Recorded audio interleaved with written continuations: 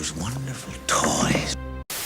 Welcome to the first ever video right here on the Collector Shift channel. A lot of you may know me from my other channel where I talk about movies, but I've been wanting to start this second channel for a while now so I can talk about my other passion in life besides movies, and that would be collecting. On this channel, I'll be talking about VHS, of course, action figures, retro toys, as well as some new toys, as well as various film memorabilia that I may come across in my travels. This wasn't going to be my first video initially, but I've been holding on to these figures for a little while, and I've got the itch to open them up. I refuse to have them suffering in their plastic prison for any longer. 10,000 years will give you such a crick in the neck. Just a little bit of background, I've only been collecting WWE Mattel figures for about 2 years now, but it is without a doubt one of the most fun lines to collect. For those that don't know, I used to be a huge wrestling fan as a kid, and with all the Legends lines and everything that Mattel brings out, it was just a no-brainer for me. I typically only get Golden Era, New Generation, WCW, and Attitude Era figures, but I will pick up some modern figures from time to time if there's someone who jumps out at me. No, not you. Not you. Today I will be unboxing 3 Golden Era figures to add to my collection. First we have Series 20 Million Dollar Man Ted DiBiase. We have Series 20 Mr. Perfect, 2 staples of the Golden Era for me. And as a bonus, I will be unboxing a Series 19 Brother Love that I happened to get at Target recently on clearance. So without further ado, we'll get right into it, and first up on the list is the Million Dollar Man Ted DiBiase. Got him.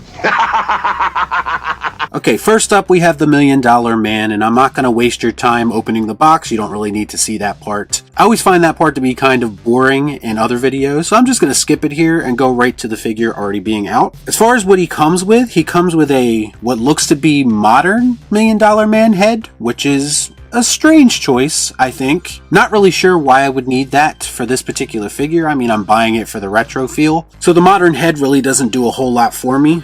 He also comes with a pair of glasses. Again, don't really need those either. That's more of a modern Million Dollar Man thing. We also have 2 open hands. Extra hands are always a good thing. And we have the $1 million belt. I suspect that a lot of people are going to want to pick this figure up for the belt and the belt alone. Belts are a hot commodity in the wrestling figure world, and this is one of the more niche and cool belts that has ever existed in professional wrestling. So I do think it's pretty cool that you get that as an accessory, and it makes sense to come with the Million Dollar Man figure. As for the figure itself, I'm getting very strong old school 1990s WWF Hasbro vibes. This is what my Million Dollar Man Hasbro figure was dressed like, so I do think it's pretty cool that I now get a updated version of that. I'm not overly crazy about his suit because the main jacket part of the suit and the sleeves are not connected, so it kind of looks like he's wearing a vest when he should be wearing a full suit. That's kind of something that happens when you get regular Elite figures. If this was an Ultimate, I would think that he would actually have a cloth suit, maybe even, and he would have wrestling gear underneath. That would probably be ideal, but when you get an Elite, it's a little bit less price, so I understand the detail not always being there with these. I think the face likeness looks pretty good as well. He's got that great $1 million laugh going on right there. Feels like the shoes don't really match the outfit. I don't know. I'd have to go back and look at some old $1 Million Man footage, but it looks like he's wearing sneakers with his suit. That's kind of weird to me too. It's just going up on a shelf, so it's not like it's gonna be perfect, but I think it's pretty decent. Up next we have Series 20 Mr. Perfect. Now I want to start this off right away by saying, Target, please do better. If I was an in-the-box collector, I'd probably be pretty upset about this sticker right in the middle of the window. I understand they're pretty easy to take off, but still, can we do better and maybe not do this for people who are looking to keep these figures in the box? Just a thought. Not very perfect of you. I've got a mind on me that never forgets. It's perfect as well. Alright, here's Mr. Perfect out of the package. Right off the bat, we have a multitude of different hands here. We got 2 pointer fingers, that's always good. And we got 2 semi-open hands for holding steel chairs and such. And we also have the Mr. Perfect signature towel. You cannot have this character without the towel. It is essential to the confidence that this man used to put off every single time he walked down to the ring. One of my favorite gimmicks of all time, by the way. This is actually a character I've been waiting to get my hands on for a while now. I know they've released different versions of him in the past, but I wasn't collecting then. So this is my first Mr. Perfect Elite. So I'm pretty excited about this. He also comes with the Intercontinental belt, signature belt for him, probably one of the most famous Intercontinental champions of all time. As far as the face scan goes, I think it looks great. Much better than the $1 Million Man face scan, in my opinion. Looks just like Curt Hennig to me. As you can see, he's got on his bright yellow tights, and I've already heard a few people call into question the fact that they used rubber for his tights rather than cloth.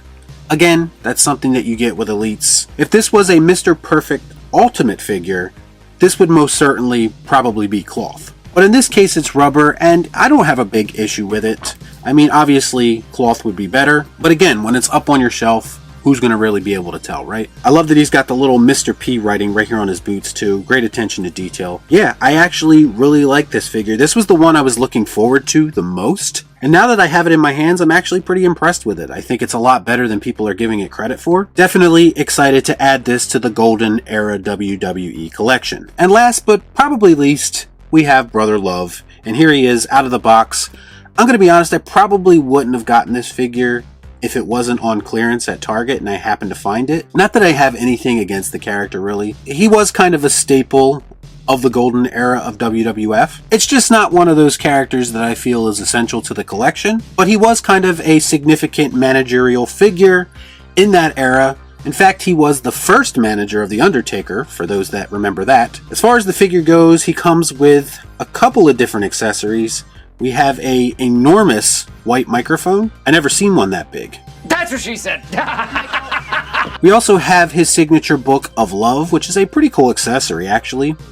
For those that don't know, he was kind of a preacher character who used to obnoxiously preach about love, but he was also a heel, so everybody hated him. We also have two open hands for when he's getting all worked up delivering his sermons, I guess. They even have the rings on them. That's pretty cool. As for the figure itself, he's got these big gaudy glasses that he used to wear. You know, those kind of thick-ass glasses that you could probably see through somebody with? I think the likeness on the figure is actually pretty good as far as the face scan goes. I do feel like the face coloring's a little awkward. For some reason, I remember his face being more red. Now, I guess if they made his face red, that might offend some people. I don't know. That's racist. We live in weird times, but it definitely feels more pink on the figure than I remember. It could be, I guess it was pink to an extent. I don't know. The pink just kind of looks too bright to me, but I could get over that. And as far as the suit goes, yeah, he's kind of got a similar issue that the $1 Million Man does, with the arms and the main torso of the suit not being connected, so it looks a bit awkward, like he's wearing a vest. That's kind of a common thing for figures in suits, I guess. And this figure's actually a lot better than I was expecting. Alright, so there it is. That's the lineup.